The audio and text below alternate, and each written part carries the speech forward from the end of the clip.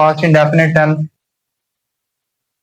जिसमें हम past event के मुतालिक जो डिस्कस करते हैं, कोई ऐसा वाक्य जो पास्ट में जो है वो हुआ हो और इसकी जो पहचान होती है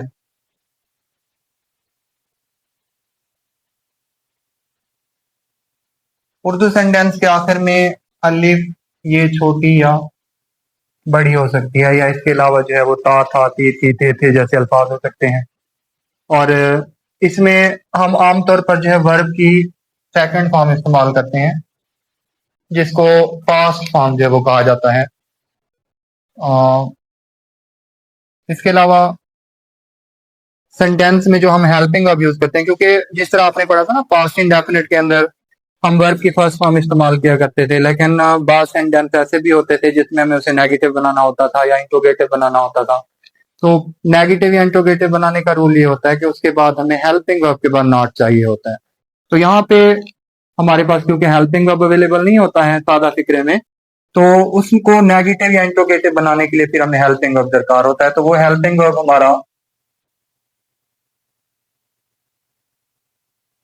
वो हेल्पिंग वर्ब जो हमारे पास है डिड, जो कि हमने तमाम सब्जेक्ट के साथ इस्तेमाल करना है, चाहे वो सिंगुलर की कैटेगरी में आते हो चाहे वो प्लूरल में आते हो, यानी ही शी इट वगैरह हो चाहे आई वी यू दे वगैरह हो, तो उनमें हमने नेगेटिव या इंट्रोगेटिव बनाने के लिए हमने डिड का इस्तेमाल करना है।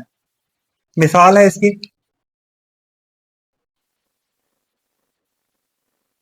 जैसे उसने खत लिखा। अब देखें, जैसे आपको पहचान में बताया गया है कि अलिफ ये छोटी या बड़ी हो सकती है, या फिर ता था ती थी थे जैसे अल्फाज हो सकते हैं।